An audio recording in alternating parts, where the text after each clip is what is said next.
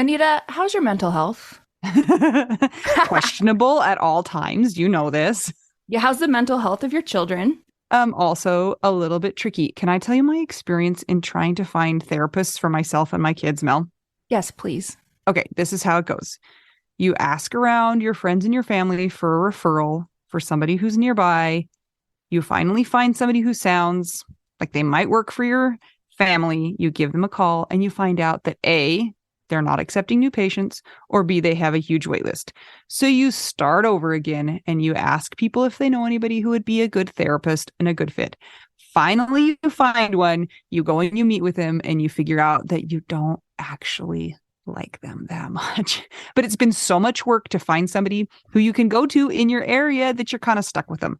Well, do you have any ideas for how to get around this? I do, because guess what? I've actually had some therapists that I have found on my own, which involves what you're saying. Sometimes I remember one time I was like 3 hours in the bathtub on my phone looking through websites.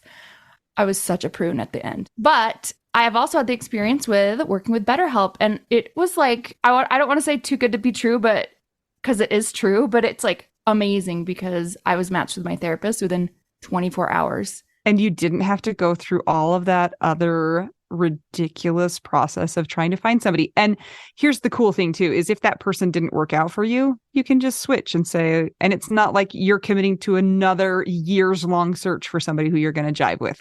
It's true. And I lucked out, or maybe just BetterHelp is really good at matching people together because I never had to change my therapist. I loved her. Perfect fit for me. And I know that some of our friends have used BetterHelp and they've had to change therapists, and boom, same day, you can change. Easy peasy. You can ghost your therapist. Get a new one. I love this idea. BetterHelp is one of our sponsors. If you use our promo code trybetterhelp.com/WWDN, you get 10% off your first month. And we totally recommend it. Yes. Get some therapy. That's trybetterhelp.com/WWDN. Okay, everybody, if this makes it in, which probably it will, I spilled something on my keyboard and it dried and it was sticky before apparently. And I'm like, why can't I log into anything in my computer? Because everything is weird characters. Yeah, it's because it like stuck my key down all the way to the bottom. And so I'm trying to type in passwords and it was a strange thing. So in order to hurry up and get it ready, because I'm like, oh, we have to record. I have to let everybody in the meeting. I licked it. And y'all, do not judge, because there's some of you out there who've done the exact same thing. I'm just saying. I'm not above it. Exactly. So that's what we're talking about. And this is a great introduction. Best of all of our episodes, I'm sure. So today, Mel, we're talking to somebody who is really amazing. I have to tell you the funny thing and how we got to where we are. And I don't think you know this either, Kim. But the first year we went to Camp Widow, one of our friends came out of a session and was like, that was such a good session. I loved it so much. You guys should talk to her. And I was like, I logged it in the brain book and then, forgot about it for about 2 years. And then, it's time to reach out to ask people to be on the podcast or, schedule people. And I was like, who was that person? And I could remember the room you were in. And I could remember where your picture was in the program. Right. That is all. So then I reached out to Mary, who is in charge of lots of stuff at Camp Widow. And I said, can you please help me? He said, there's a person. And I don't remember what her topic was. I don't remember what she looked like. I don't remember her name. I just remember what room she was in and where it was in the program. And we figured it out. It's you. This is Kim Hamer. So Hi, sweet. Kim. I love that story. That's such a great story. Thank you. Thank you for finding me. I know. And then what's so funny is that we go to Camp Widow like 2 weeks later and you're the keynote speaker. Like, hello. I could have just waited 2 weeks and maybe we would have, not had to do all that spy stuff. I'm impressed that you remembered that much information. But it was such strange and not helpful information, right? Well, or was it? Now we're here with Kim. Exactly. Talking about licking stuff. Exactly. So it worked somehow. Kim, tell us where you live, where you're recording from. I am living in today, thankfully, sunny California, Los Angeles. Yesterday, not so much. Yesterday, the last 21 days, 25, 26 days, not so much. But today, yes, sunny. Are you in LA, or are you in surrounding areas? No, I'm in LA. I'm right outside of Santa Monica. Nice. So on the west, on what's known as the west side. Oh, nice. Yeah. Okay. Yeah. Are you from there originally, or where did you grow up? I grew up in listen to me. No. So I will tell everyone where I grew up so that you know, but just a really funny story. My husband and I were living in Vegas. That's not where I grew up, but we were living in Vegas. We came out here for the LA Book Show. And my husband looked at me and said, "Wouldn't it be great if you lived out here?" And I was like, "Ugh, I'm not living in LA where everyone's blonde and has fake boobs." And for the audience members, I'm black. So, and then lo and behold, we're out here. So that clearly the visioning that I was doing was not strong enough because I ended up in LA. But I love it here. But I grew up in Connecticut. I can see that you're not blonde, but do you have fake boobs now? I do not. They are okay. real. So you're the same Kim that entered LA. Exactly. Oh my gosh. My little sweet A cups. I feel like we have asked Kim a lot of questions. Guys, we're best friends by now. Have you licked your keyboard? And do you have fake boobs? Yeah, tell me about your boobs. Kim, what do you do in your regular day-to-day life? So in my regular day-to-day life, I'm in HR. I'm an HR leader, and I'm trying to transition to building a business, which you guys will really like, that supports managers to help their employees when they're dealing with cancer or loss. That's such a big deal because most companies are bad at it. Really bad at it. Yep. I mean, mostly they're like, you know, it's not like they're trying to be bad at it, but they just don't know what to do. I need that to be my tagline. So you don't go when your employee is dealing with loss or when there's good luck spelling that. I am available for sound bites if you want. Thank you. I appreciate that. I'll keep you. Wait, let me write it down so I don't forget because I can't go to Mary and go, "Hey, there was this woman that I she heard was about in this room." That was on this side. While we're talking about like us being disasters, just so you guys know, I realized that this mic, that's a good sounding mic, was not even plugged into Zoom until right now. So when your episode comes out, I might sound like I'm in a tin can for 30 seconds. We have a good excuse. We're widows. We don't, our heads are not on. Look, our brain, there were 52 cards in the deck. We thought the 52 cards were returned. Now there's 3. I'm still missing a whole bunch. It's only the jokers left, guys. Exactly. Yep. Exactly. And a king of spades. Yeah. That's just a card I like. Okay, you're the king of spades and we're the 2 jokers. So you're in HR. Like, yes. That's been your career from the get-go? Like you've been in HR before you were a widow, I guess I started in HR and then I left and I stayed at home and then I got widowed and had to go back to work. I see. And I went back into HR. Yeah. Okay. So tell us about your person and that whole business. What do you want to know? Well, who is he? Yeah. What did he do? Is he cool? Like, yeah. So I met my husband in a cave. First of all, the other thing you need to know about him is he's 6'6" tall. And this was not kind of one of those caves you walk into. This was the cave you had to squirm into. No. And he was a teacher on with an independent school. And independent schools at the beginning of the year used to take their kids out to help them bond, right? So they would take all the 9th graders out and they would do these outdoor activities and all the 9th graders would love each other and love their teachers and start the year off feeling really good. So he came out and he came to the cave and I said, you should come in. He's like, I'm not coming in. I was like, you should really come in, be good for the kids. It's a scary thing for the students. You would set an example. So he came in and then he came back the next day and came in again. And that was sort of, there's more to the story, which I'll tell another time, but that was sort of the start of it. He convinced me that you worked at a cave. I worked. Did I miss Such a that good part? question. No, you didn't miss that part. I was working for a company that did outdoor adventures. So we did work for corporations and for schools. I want to believe that you were a cave worker. Like, I know. I'm I worked in a sorry. cave. I'm sorry. I'm a spelunker. Okay. I did it professionally. Yeah. No. Well, that's a great origin story. Not everybody has that. No, this is true. This is true. And he was a good guy. Really, I think the things I really liked about him is he had a wicked sense of humor, but quiet. If you weren't paying attention, he would sneak in these zingers, not really necessarily at you, but at whatever was happening. And he would, you'd miss it. He was very smart. And he was also he was my he was the yin to my yang. So I was the crazy outgoing, like, woohoo, it's a party, stay all night. And he was the one who's like, woohoo, it's a party, we're having a good time, and now it's time to leave. It's a party, come to the cave. He was your wrangler then.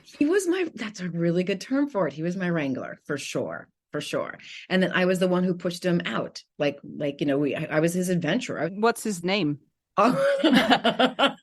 Small detail, Art. So was this back in Connecticut where you guys met each other? Yeah, we met in Connecticut. Then we had a family house that was like a little bit upstate New York where we lived, and we had our first child. Then we moved to Las Vegas. This is where Vegas came in, but it was really sweet. We, bought a little house in this little cute starter community. So there's all these little families that were starting their house, families with us. And he really loved his job for a little while. And then that's where I got my first human resource job. I was working for a company called Wild Oats, which was eventually bought out by Whole Foods.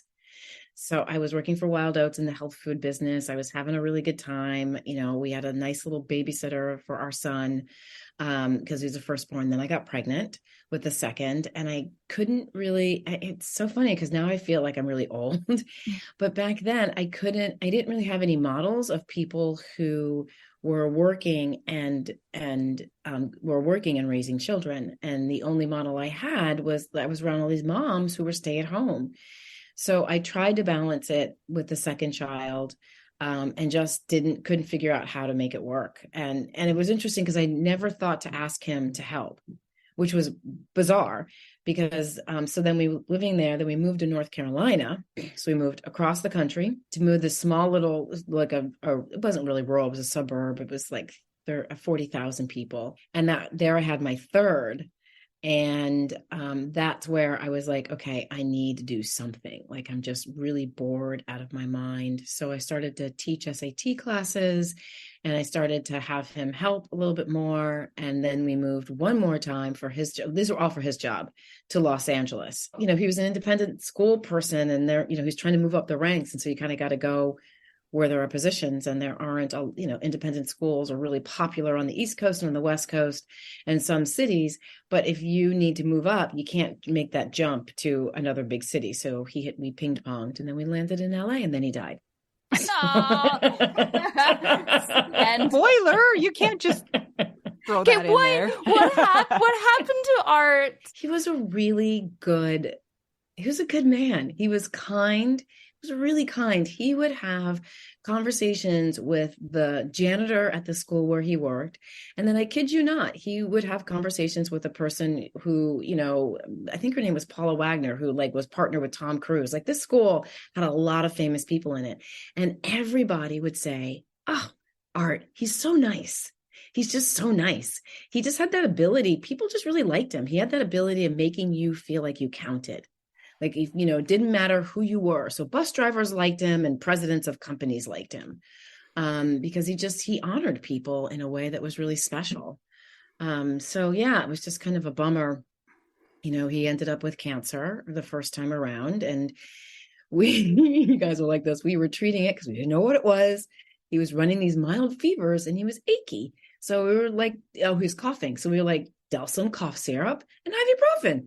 It worked great, except when you're trying to treat cancer. Oh. and then he complained. He went out for a run one day, and he came back, and I was like, either you're in the wrong profession, we need to get you to be a professional runner, or what happened? He's like, I just can't breathe. So I did what every good wife does when they're trying to take care of their husband. I'm like, here, take my medicine. So I had asthma medicine. And so he took the asthma medicine. It took the feeling away for like a couple of days. Then again, he couldn't breathe. And we finally went to the doctor, and the weirdest thing happened. He made an appointment. We both looked at each other, and before he could say it to me, I said, I think I need to go with you. And he said, yeah, we knew something was wrong. We just didn't know what it was. And that's where we got the news it was like a TV movie, the doctor, put his, laced his hands together, put them on the table and said, I think it's cancer. And the only reason they couldn't know it was cancer because they needed to do a biopsy. And by the time we got to the doctor, we went to, one of the things I really love that the school did for my husband is that we made 3 phone calls that day when the doctor told us it was cancer. We called his family, we called, his parents, we called my parents, and we called his boss. And his boss immediately got on the phone and said, okay, we're going to find you like we've all these parents in the school who do things. So he called this parent, and this parent said, let me get him into this doctor that you like, we tried to call to get in with him on Friday. Like, yeah, you can see him in 3 months. So he got us an appointment with this doctor on a Monday. So he was diagnosed on Friday. We got into this doctor on a Monday, and he lit the fire. He's like, this is really serious. It was all over his lungs. It was large B-cell lymphoma. It's one that's not, it's when I finally looked it up, like the cure rate after he died, because I didn't want to know beforehand, it was like 50-50. And I'm sure the living rate is probably higher now. Right. So this guy lit it up and said, you got to go, you got to get treatment right now. Like, you can't mess around with this. You need to get on oxygen right now. So we started moving. And then my husband did exactly what he's from Maine, and those Mainers, man, they're tough, and you can't take them out easily. And tough like a lobster. Exactly. And he just like put his head down, and he was like fighting this thing. And the rest of the world, everything else was left up to me, and he beat it in 7 months. And I know that some people think, oh my gosh, when you beat cancer, you feel like you just notice the dust particles and the sun rays, and, life is beautiful, and you just love everybody. Well, that wasn't our case. We were like, first of all, I was like, I don't know about this marriage thing with you right now. It brings up the best in your partnership, and it brings up the worst in your partnership. And so there's a lot of questioning there, and we had to figure that out. And, there was a lot of him taking back his parenting role because I had taken it from him because he couldn't parent. And so there was just a lot of trying to figure it out. And then we decided we did like each other and that we would stay married. The cancer came back less than 2 years later, and 4 months after that, he died.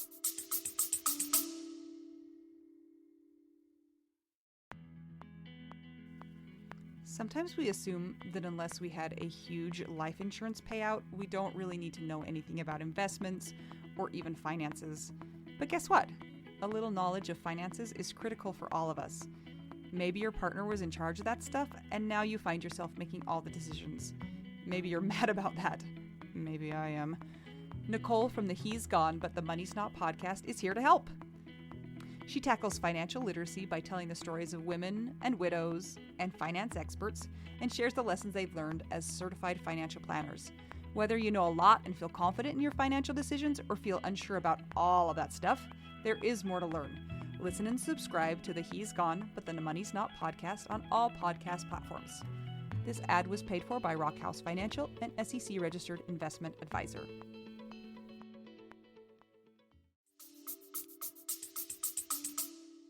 So, Kim, I love your openness and your honesty about how going through cancer treatment is hard, and it's really hard on marriages.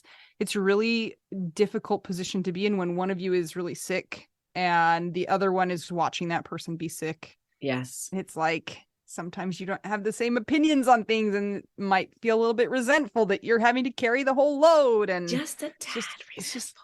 It's a lot. Yeah. And then there's the energy of, I shouldn't be resentful. This man is trying to fight for his life. Right. So who am I to get mad at him? It's not like his fault. It's not like, I hate when people think that, oh, well, you have cancer because you smoke, so that's your fault. I hate that. So, but even, there's nothing he did that got him the cancer. It just was a crappy dice roll.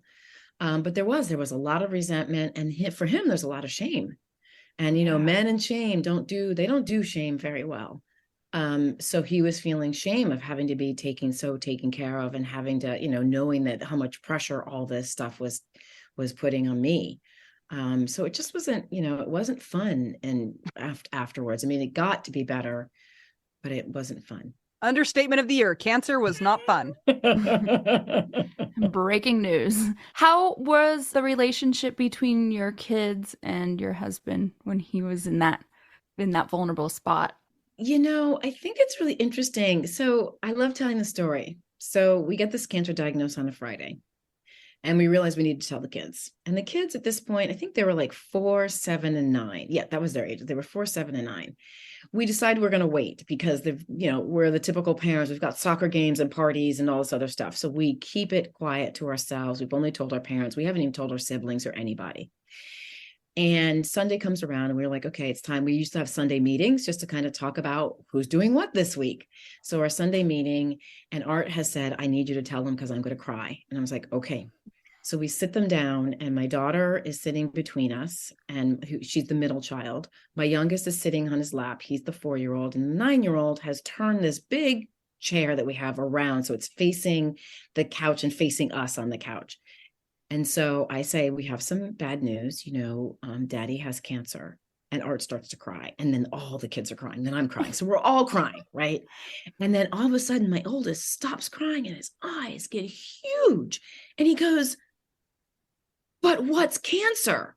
Oh. And so we were the hip parents, like, you explain things to the kids at the level that they can understand them when they ask. But we totally assumed that they knew what cancer was. We also assumed that they thought that they were worried that their dad might die. They had no idea that people die from cancer. That wasn't their world. And so they were like, Dad's sick and it's not fun, but it'll be fine. He's like, why are all these people worried? Like, what's the deal? But if you want to take me to Disneyland because my dad's sick, I'm up for it. They're like, yay, cancer. Exactly. I love it. Exactly. Cancer is fun. Exactly. And it was for them. They would go visit him when he would get treatment, and the nurses would fawn all over them, and they'd get a ton of ice cream and cookies and things that, we didn't necessarily bring into the house, lollipops, and they would get to go play in this other little room. So for them, it was sort of an adventure. They didn't like, when he wasn't able to engage, because he was very much an engaging parent, and he was very involved. Like, he would sit down and talk with them at the dinner table, and he'd help put them to bed, or we would co-parent and put them to bed. And so they didn't like that part. And I remember my youngest at one point said he didn't like his dad bald. At one point we shaved his head, and he really had a hard time with it. So the second time when Art was sick, I had my youngest help me. He was 6 at the time. I had my youngest help me cut Art's hair and shave his head. And that helped. He was like, he felt better with it because he had more control over it. And plus he was also older. But yeah, so it was, my kids, I don't think the kids really, they were kind of like, we're getting a lot of attention, works for us. A lot of people coming in and out of the house, whatever. So the first time he was diagnosed, this is a 2-part question, and it's the same question for both parts. So the first time he was diagnosed, did you guys talk about the possibility of death and wishes and kind of like saying goodbye and things like that? She's shaking her head. We no. didn't. Did you do it the second time? We did not. We had one. So the first time we were both positive he was going to beat it. There wasn't really, I mean, I don't, maybe the kids are picking up on that vibe too. It's like, oh, it's just sort of done. We have some really scary moments, but he's going to be fine. Because it just really wasn't an option. Like dying at 42, not an option. You just can't. The second time we never had a conversation except for once. And we had shipped our kids off to stay with my in-laws across the country for a week because they were on vacation. And so it was just him and I in the house. And the doctor had said, you know what, we're going to skip chemo treatment this week because my husband was just hurt and he was losing a lot of weight.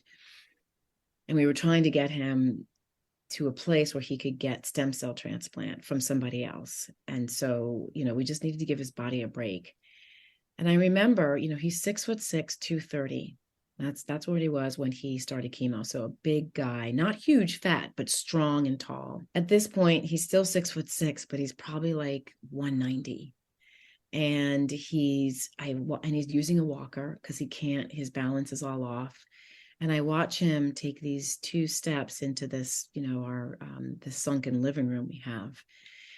And he's just suffering. And a couple of days prior, I had said to my therapist, I said, I see him hurting. I want him to know that, I was sobbing, of course, not saying as calmly as I am now. I want him to know that it's okay, that he can die. Like, I just don't want him to hurt so much anymore. Like, I can just see how much he's hurting. And so I had the moment, and I said, we sat down in that green overstuffed chair, because it's big enough for 2 of us to sit in. And I said to him, it's okay. Like, I see how hard you're trying. I see how much you're hurting, and it's okay. Like, you can go. Like, it's okay. It's okay. And there's lots of crying, and we pull apart, and there's that string of saliva that drapes between 2 people, snot coming out of our noses. And he says to me, I'm not ready. I'm not ready. But I don't think he just didn't know he was ready, because 3 weeks later he did die. We hear this all the time, that people don't say goodbyes, and they don't have those hard conversations for a lot of reasons. But I think the world at large assumes that if you die of cancer, you had the opportunity, quote unquote, to do that. Yeah. And I feel like it doesn't happen as often as people think it does. And there's a lot of reasons why, but that's TV stuff. Whenever I talk to managers, I have them do the stereotype work. Like, what's your stereotype of someone who's dying from cancer? And it's always they get a chance to say goodbye. And that is just, I don't think Art was ready to do it, or he wasn't ready to really, he's from Maine. You don't give up when you're a Mainer. Like, you follow through to the end. And so I think that was part of it. I did have a chance I was able to be there with him, which was really, I feel like that was his last gift, his last great gift to me, was allowing him to be there when he died. And I'm very aware that, in the widow world, there are striations of, you hear widows say, my husband died suddenly, right? That suddenly is in there. So people know that it feels worse than someone who dies expectingly. And at first, when I was at Camp Widow, I would be so mad when people did that, because it felt to me like they were diminishing my loss, because my husband wasn't sudden. But now I see that I did get a gift, right? I did. He was unconscious for a couple of days in the hospital, and I did some stuff. There was a book called The Tibetan Book of Living and Dying. And I happened upon this chapter where they talked about saying, having conversations and asking for forgiveness from the person who is not quite dead yet. And I did that with him.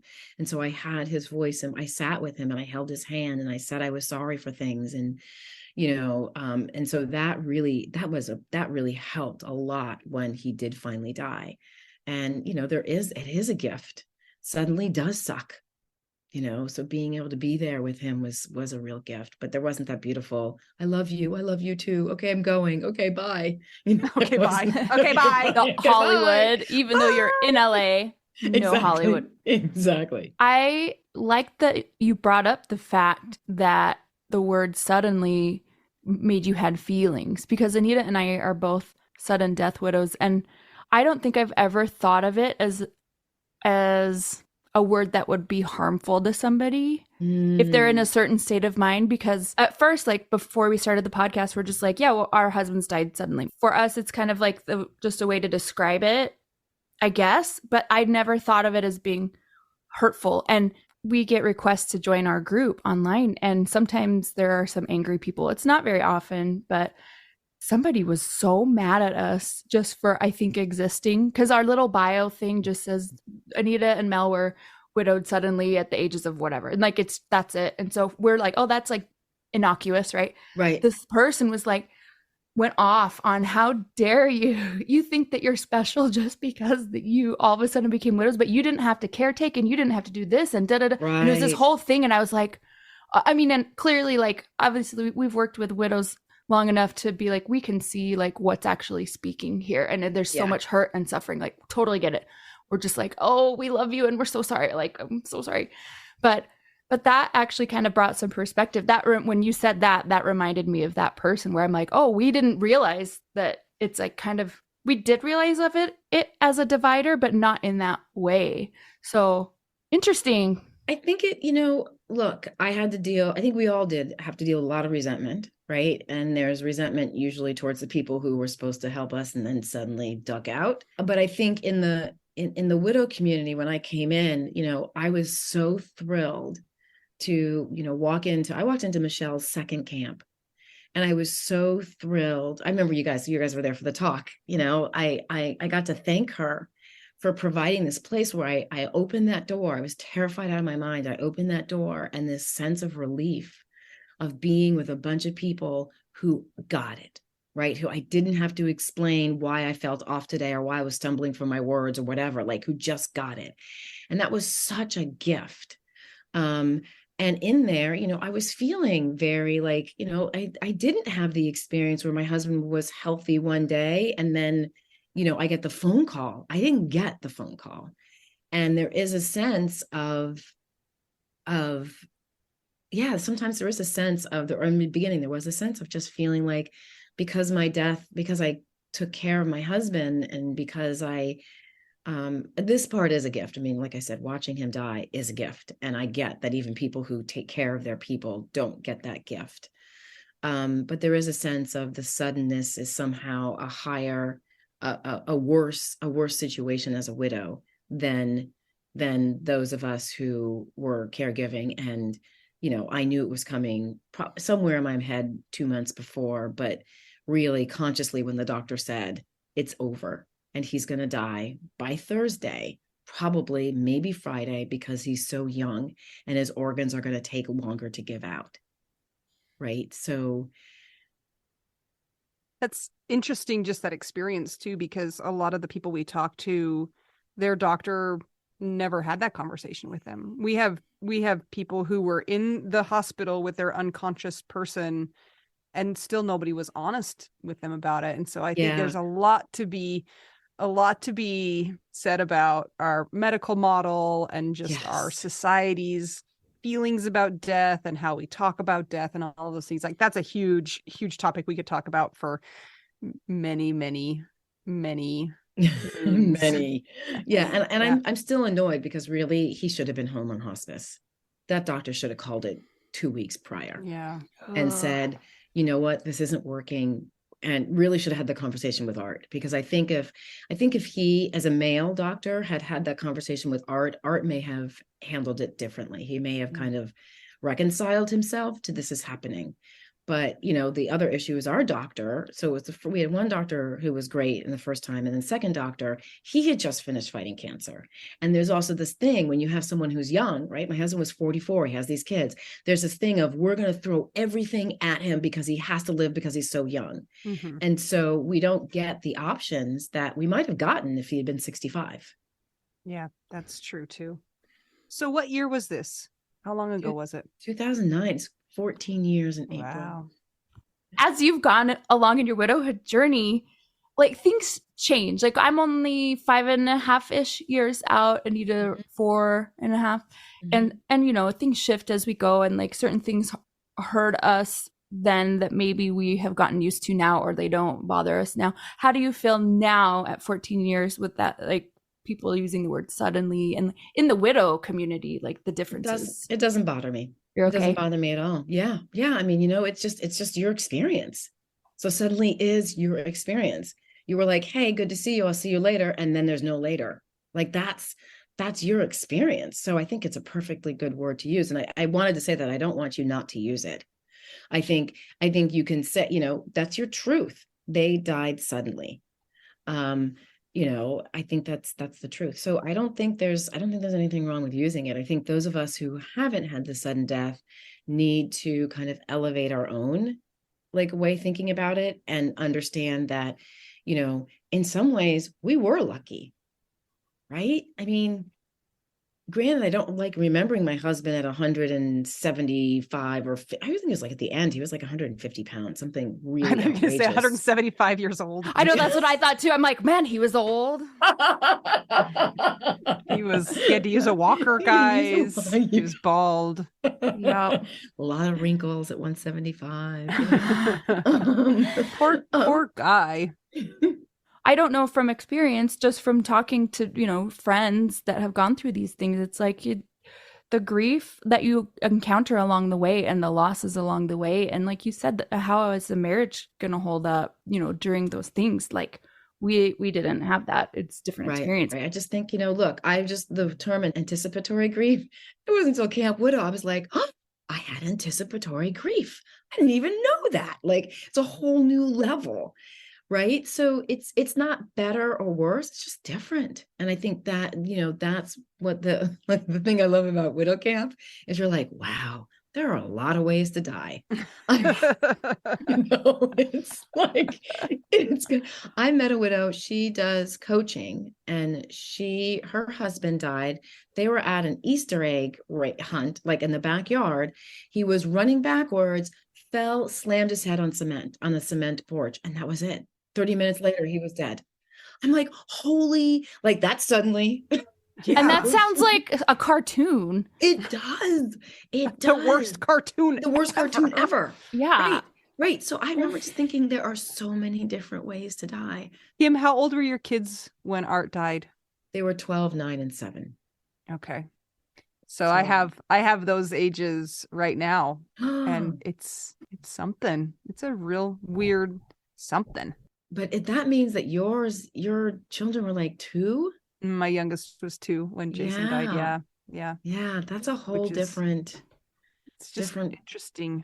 All of it, right? Yeah. It's like you said before. I mean, there's all of these comparisons to be made, but also there's no comparisons to be made, right? Yes. Everybody, Yep. I heard it said this way, and I really liked this, and I try and think about this in my mind a lot. You know, we tend to say we're all in the same boat.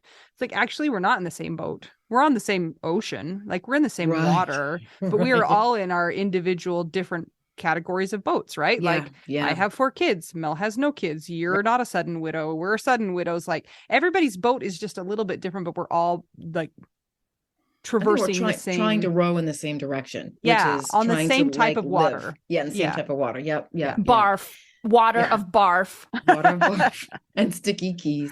What if it's pee, Mel? What if it's like? I mean, I have dogs, and 2 of them are boy dogs. So yes, it pee. could be Anything. I will say this: the interesting thing about the kids. Someone explained this to me very early, and I'm so glad they did. And they said, you know, when people heard that your husband died, they automatically go through like, oh my God, they're going to miss graduations and weddings and births. Like they kind of cycle through. That's why it's so horrible, right? Kids don't know these things are coming. And so when they get to them, it's almost like they experience the grief again as intensely. So that, elementary school graduation, they're like, yay, this is great. They're like, oh, wait a minute. So-and-so has a dad, I don't have a dad. Like, so there's that grief that comes up. And until they're old enough to understand that that's going to be moving forward, it hits hard every single time. I mean, I remember my husband died when she was 9. And this is the craziest thing, but that's where your head goes when you're a widow. You're like, oh, honey, you're going to miss when she turns double digits, and when the youngest turns double digits. And she didn't think about that until 2 weeks before she turned 10. And then she just came to me sobbing, hysterical, like as if he had just died and it had been like 6 months.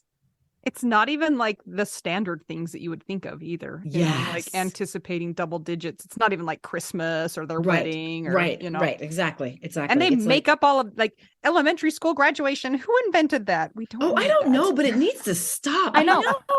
We didn't have that, Anita. I know, and I didn't have that either. And you know what? It's the same person who invented everyone gets a damn medal. It's the same person. It's the same person. That and the man who invented wool miniskirts. Nothing short should be made of wool. Kim, you wrote a book at some point in time after you became a widow. And I love this book because it's not like the normal book of like, this was my experience and this is what you tell us about your book a little bit. What is it? So remember that resentment we talked about? Yes.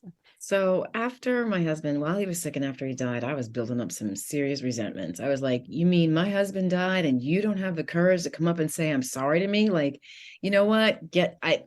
Talk to 10,000 hands before you come near me. But then something happened around the third year, and I realized that I wouldn't have known what to say to me if I had been my friend. I wouldn't have known what to say or what to do.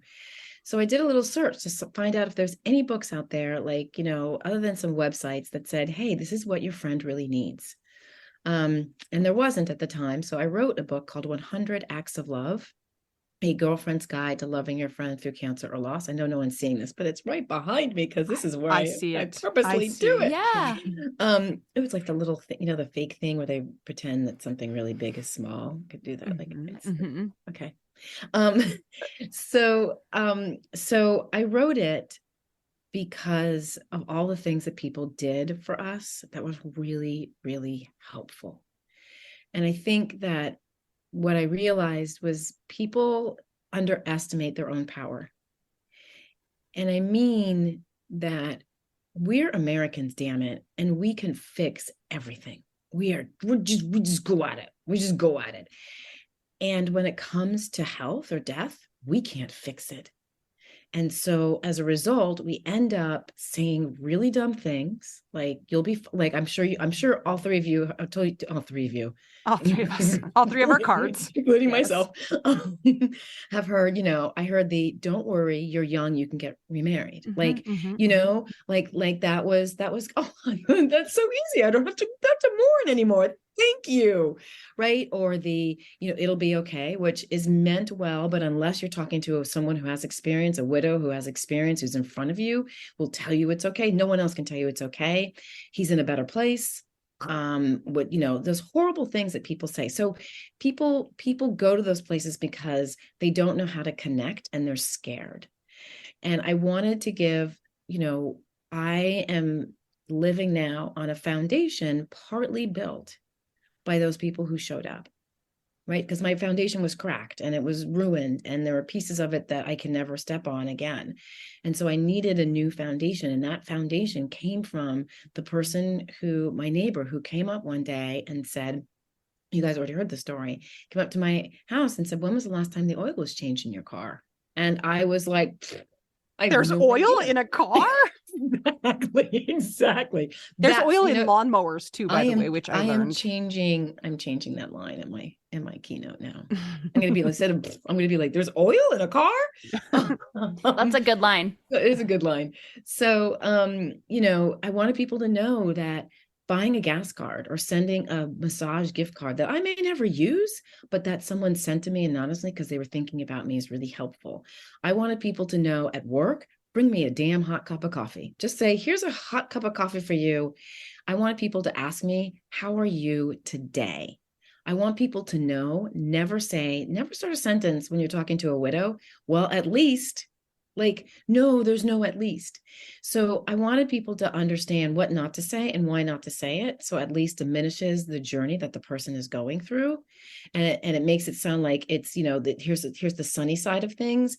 And then I wanted people to just know that it's the simple things. You don't have to bring me a meal every single Monday for the next year. What's great if you call me and say, I'm picking up the kids, all of them, and you're not getting them back till tomorrow morning. And I promise you that they will be fed, and I might sugar them up, but I'll sugar them up and I'll handle the sugar up, but you'll have them back tomorrow morning, right? Those little things are so helpful. And that's why I wrote it. So I wrote it in a way that it's in categories. So you can pick a category. So you can pick like entertainment, which is like buy them tickets to something, or what not to say is another category, how to help with the car. And we're not talking about, we're talking about just these simple things like offer to register their car, because death messes up with your mind and you forget all sorts of things. And I was pulled over because my registration was late and I just sobbed. The poor policeman was like, oh my God, I'm like, my husband died. And he's like, goodbye. Did you get out of the ticket though? Totally. Yes. Got out of the ticket. Yeah. You earned getting but not even on purpose. I mean, I really was an absolute wreck. Like I didn't know why I was being pulled over, and he said your registration, and I just burst out tears because that was something that Art used to take care of. I was able to actually hold your book at Camp Widow, and one of the things I loved is it's just like you open it up and bam, it's right there. It's not like read, 2.5 pages about how this is going to be helpful or whatever. It's like something to do. Bloop, there you go. Do that. That has to do with my personality, because y'all, I'm sorry, give me bullet points and underline it. If you want me to understand something, just give me the bullet points and underline. So I wrote it so that anyone could open it up really quickly and find something to do, and then put it down and then go and do it. Yeah, I love that. And you said something that you probably didn't even mean to say, but that I loved that you said. Wow, that was a lot of words just to get to that little point. And you said, you buy me a massage gift card, one that I might never use. And this is something that I think people get hung up on sometimes. It is the offering that is what is magical. Yes. It's not necessarily the use of the offering sometimes. Yes. And I think, so here's the thing, if you're listening to this and you want to give to a widow who's going through a hard time, or anybody else, you have to give without any expectations. So you have to let them know that it's there, but you cannot come back and ask and go, did you use my gift? Did you use my gift? My massage gift card? Did it fix you? Did it fix you? Did it make you feel better? Right. And I say something I say, you need to be careful with what your motive is in giving. Because if your motive is to win the prize as the best person who gives the most support, you're in the wrong. Do not do it. If you want that, go help puppies. Puppies are really great. They love you. They lick you. They're always happy to see you. They make you feel really good. So go help puppies. But if you're looking for that prize that your friend is going to give you at the end of this battle and be like, and I just want to take a moment to thank Anita and Mel for just like, oh my God, you guys, I just can't. But it's just not going to happen. So and I think that's the thing. The other thing about helping that we don't talk about is you have to check your motive. Sometimes your motive is not so clean. And if it's not clean, you probably shouldn't do it right then. Yeah. I've come up with a name for this award. It's called the Supporties. The best supportee goes to. I love it. You're not going to get a supportee. Mm-mm. You're just not going to earn a supportee. So it's like EGOT, right? Emmy, Grammy, Oscar, and supportee. Tony, supportee. Yeah, supportee. Exactly. Yeah. I love that. So I love EGOTs. That it's EGOTs. EGOTs. I love that it gets straight to the point, and it's just like, here's how you can help. Here's what you can do, and it's so important too. Like, as somebody giving something, like, don't worry about it once you've given it to them. Just do it. Yeah, that's it. Absolutely. So, Kim, do you want to talk to us a little bit about how you waded through taking care of yourself, how you were able to grieve and to just figure out your widow life? I have all the answers, so thank you so much for asking. You have the EGOTs. They got the EGOTs. I do want to say this. This was what I'm going to share. It was trial and tribulation. It wasn't like I became a widow. It was like, oh yeah, I'm into receiving. Yes, I can take it all in. It was hell, and it still is sometimes difficult. So there's something called the law of reciprocity, and it means basically we all live by it. And it is, if I bring you, Anita, a cake, just because I want you to feel happy. And it means that you have to, 1, return the dish that I gave to you in, and 2, you should be giving me something of the same or equal value. Not right off the bat, but somewhere down the line, I should expect to get a cake from you or something like that. And when it comes to receiving help, we often feel, I remember hearing about widows who wrote thank you notes for the things that people did for them. And I thought, first of all, my first thought was, oh, shoot, should I have done that? Like, I felt really guilty. And then my second thought was, hell no. Like, I didn't have the brain. I couldn't write two words together. So I think that you need to understand is when people give to you, especially early on, they're doing it to pay you back. You're on the other side of the law of reciprocity. You've already given to them, and they are giving back to you.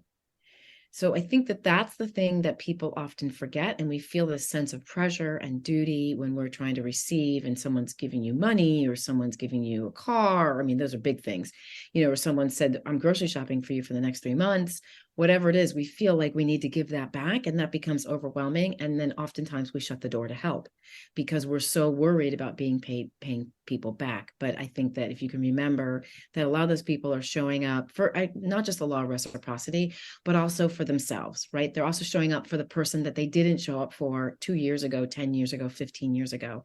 They feel like, oh, this is what I wish I could have done, and I'm going to do it now. So those are the two reasons that people give. And I think when you look at it that way, it makes it a lot easier to receive and to accept that you are worthy. I honestly think we all should have funerals before we die, because it's a great time to just remember that, you have walked on this earth and you've left, you sort of like you're a pebble in the pond and you've reverberated. And most of us think about it as negatively, like I yelled at my kids today and that reverberated, right? The neighbor heard it, the downstairs neighbor heard it, but really we've done so much more good than we are aware. And when we have people, when we are dealing with loss or any type of difficulty, that good becomes very clear and it's hard to take in. That's so interesting. I also like to think to myself that when I get stuck in that, I need to pay them back, or I need to pay it forward, or I need to do something like that.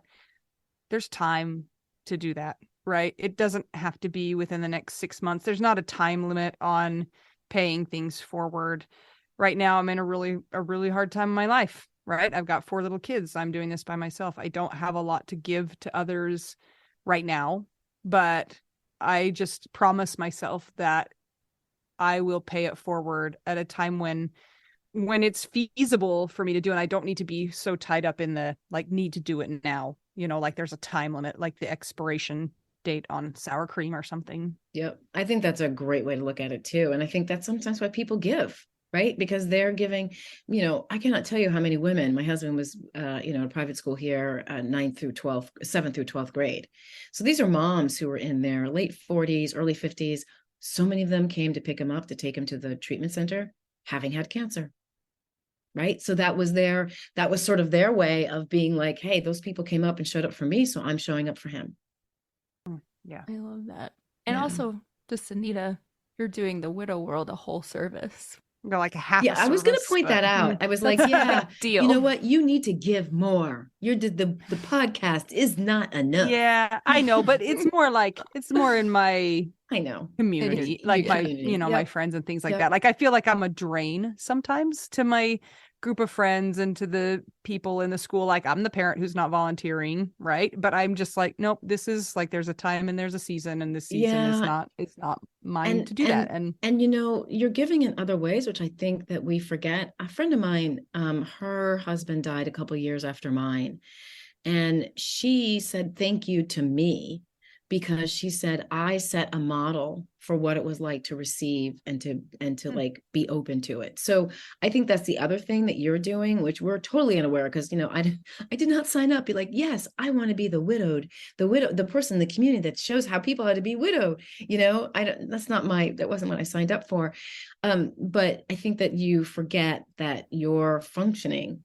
Really, you're showing people, look, we have a Hollywood view of what widowhood is like, and you're showing up every day at that school and saying, I cannot do that. You're giving a lot of other women, other parents, permission to back out of things.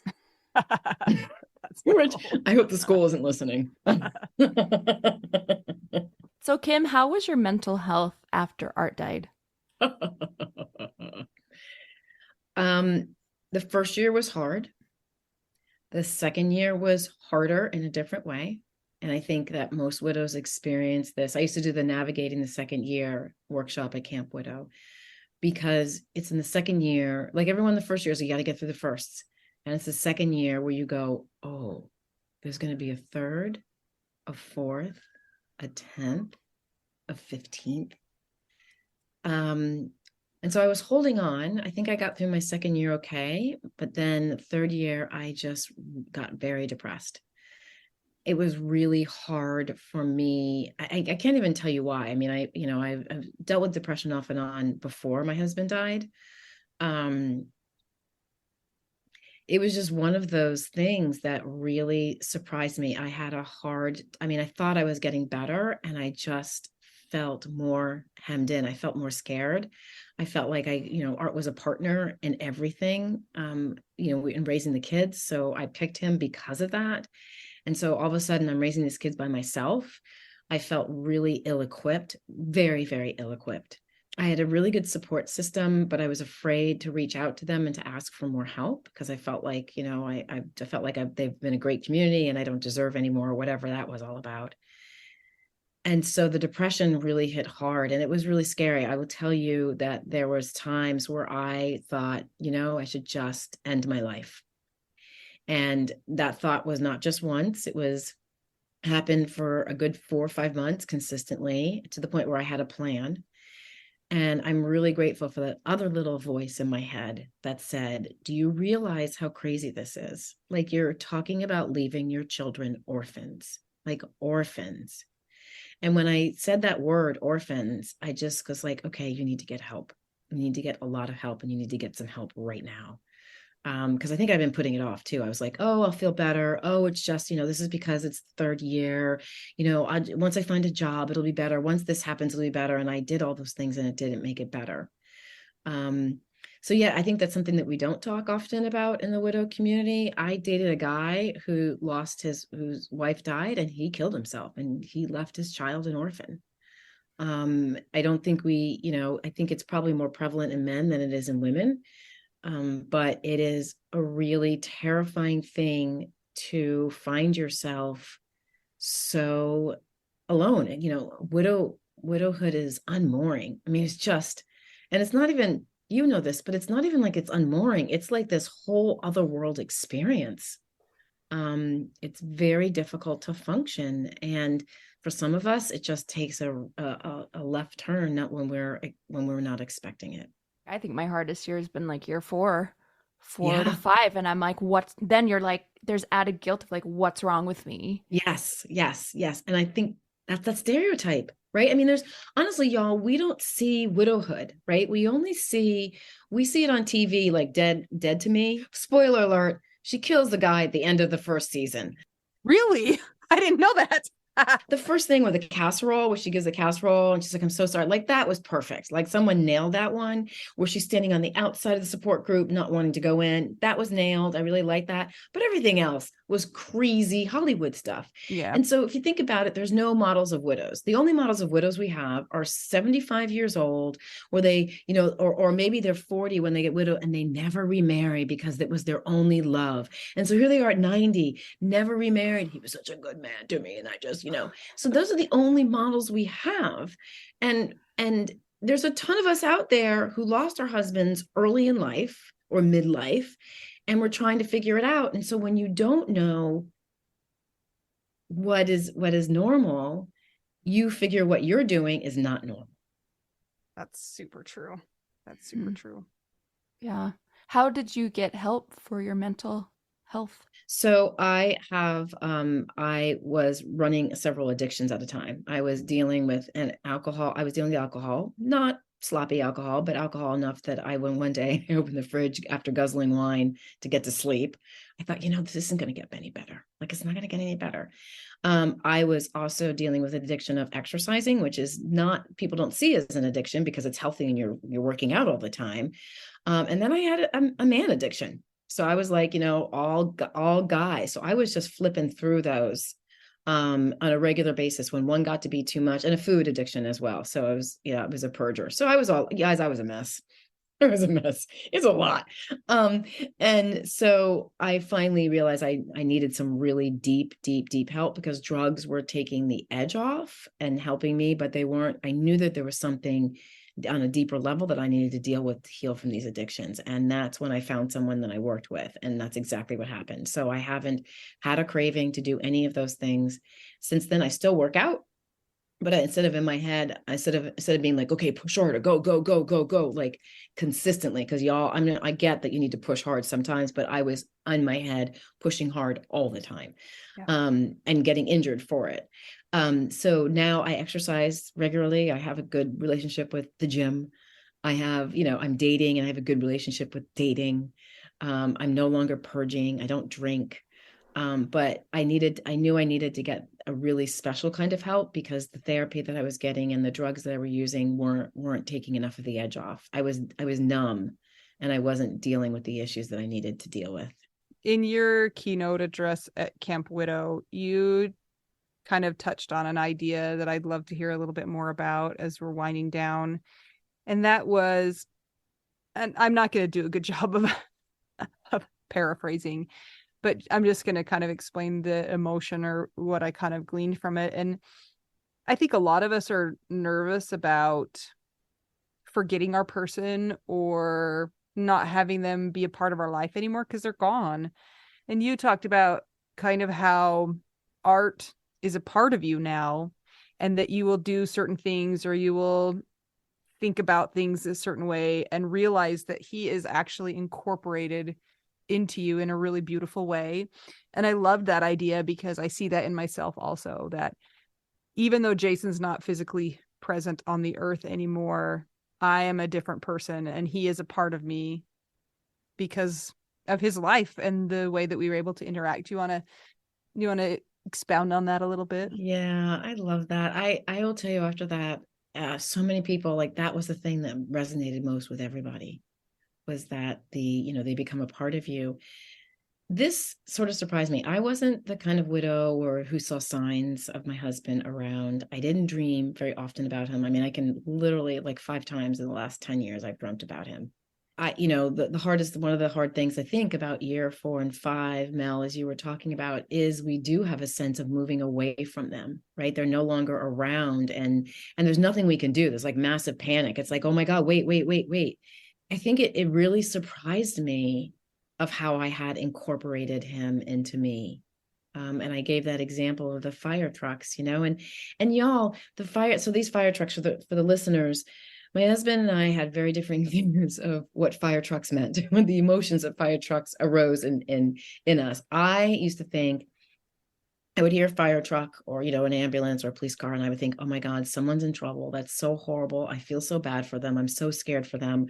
I hope that the people get there on time. I hope that they're able to help them, So that's what I would go into a worry phase. And one day I brought it up with my husband. This is way before he died. And I said, that's how I feel about them. And he said, oh, I feel differently. He said, I think it's great that they can call and they know someone's coming to get them, and that hopefully they feel better about it and they feel like they're going to be taken care of. And then when they get there, they're going to take care of them. And so when I think of fire trucks, I think, go get them. And that was the end of our conversation. And it didn't change the way I thought about fire trucks at that point. And it didn't change the way I thought about fire trucks in year 2, year 3, year 4, year 5. I don't know when it happened, but I know it was after year 8. And so just one day, this fire truck came up and I thought, go get them. And it was just so startling to me to say those words, have those words come out of my mouth. Because I think the hardest thing, especially in the first year, is they have a smell and you can still smell them on some things in your house. And even the things you put away, I put away things. I put away his cap and I put it in a Ziploc bag because I wanted to smell it as long as I possibly could.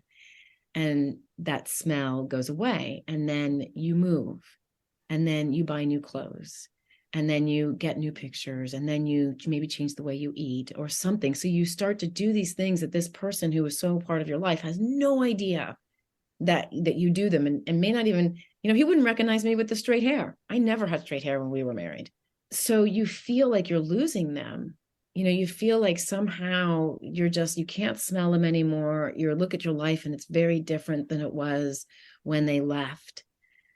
And there's a sense of just loss, but I think they're not there. It's become our saying. It's not his saying. It's not my saying. It's our saying.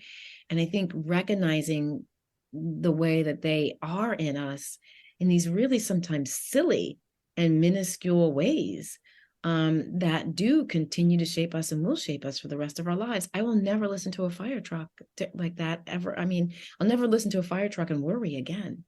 He used to love sunsets. And I'd be like, yeah. Okay, yeah, really nice. Let's go. And I'll never look at a sunset differently again. I mean, I will never look at a sunset the way I used to, because that's part of him.